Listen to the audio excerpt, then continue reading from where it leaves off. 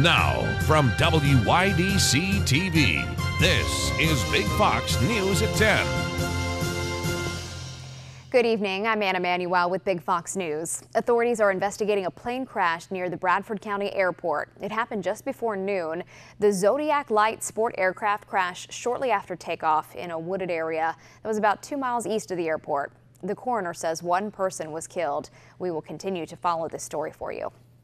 Officials at Elmira Correctional Facility are making changes after 2 inmate fights earlier this month. They've added a new perimeter fence topped with razor wire, among other things. The incidents on July 8th and July 11th involved makeshift weapons. Officers subdued those involved with pepper spray. 2 prison staff members were treated for minor injuries. Authorities are not identifying the inmates or the officers involved.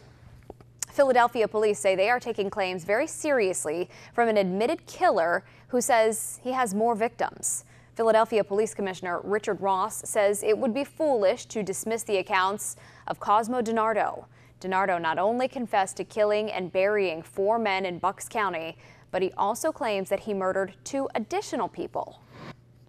What they're doing right now is they're looking through our files to see if there's anything that matches any cases that he's alluding to. It's very difficult when you don't have dates, times, and exact locations. Prosecutors also arrested DiNardo's 20-year-old cousin, Sean Kratz. You see them both there. Both are facing murder charges. Local hockey fans will have to do without this upcoming season. An attempt to bring the Federal Hockey League back to First Arena has failed.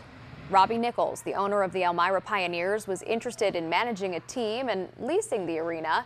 He made an offer to the Chemung County IDA on Friday. Members rejected it and countered.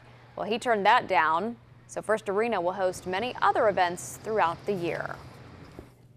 A ceremony is planned for Friday at 11 to celebrate new upgrades to the Nassar Civic Center Plaza in Corning. Benches, tables, trees have all been added to the green space. The City Department of Parks and Rec and the Crystal City Park Foundation are hosting this event. Looks nice there. All right, we saw calm conditions across the area today, but meteorologist Kim Walker says storms will be back in the Big Fox forecast. We have details next. Here's your local stock market update from Big Fox.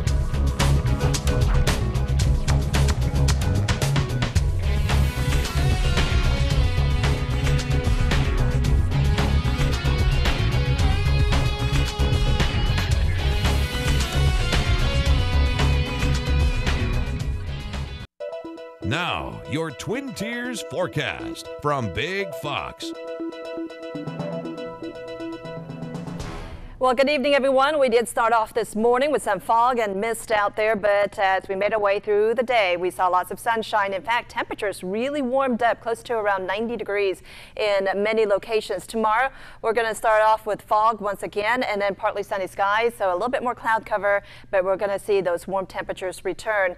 And then by Friday, though, we're going to stay rain-free for the most part, but there could be an isolated thunderstorm or 2 in the early evening hours, and then more scattered showers and thunderstorms for this weekend. And it's going to be a little bit cooler. Today, our high was 89 degrees in Elmira and Towanda. It was 90 degrees. Williamsport, 91 degrees, but a little bit cooler in Ithaca, 83, and in Binghamton, it was 82 degrees. So temperatures just about normal or even above normal for today. The jet stream will be close to our area by tomorrow, and ahead of it, we're going to be on the south side of it. So we're going to see a lot of hot and humid air move into our area, but there is a storm system coming our way with this jet stream, just a wave that will move through, and so we do have chances of rain as we head toward the latter part of your Friday and into the weekend. So here's a look at your forecast. 63 degrees tonight, mainly clear and humid, and some patchy fog developing in the overnight hours, especially in the early morning hours. 87 degrees, partly sunny, and it will be humid out there. Here's a look at your 7-day forecast. Temperatures a little bit cooler for your Friday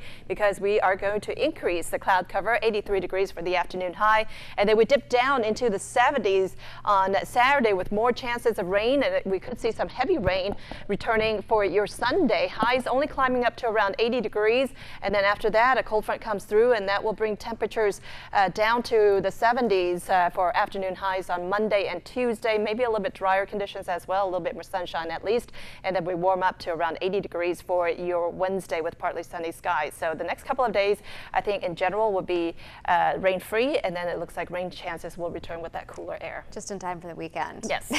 All right. Well, how about some weather meets political news here? You can't really make this up. There's a weakening tropical storm Don disintegrating as it nears the Caribbean, but meteorologists are now eyeing a potential storm in the eastern Pacific. And the name on the list next is Hillary, of course. And by the way, in case you're wondering, storm names are chosen years in advance. So this is a strange coincidence. So there is a Sean on the list, I think. And you can still see maybe a Spicer storm. Sean Spicer. Yeah. Yeah, another, yes, interesting. How far in advance do the meteorologists? I think years in advance. I think that we already have like a list for like 2020, I think even. Okay, so yeah, it's way no one could have ahead. necessarily predicted. Right. Thanks for joining us tonight. Have a good one.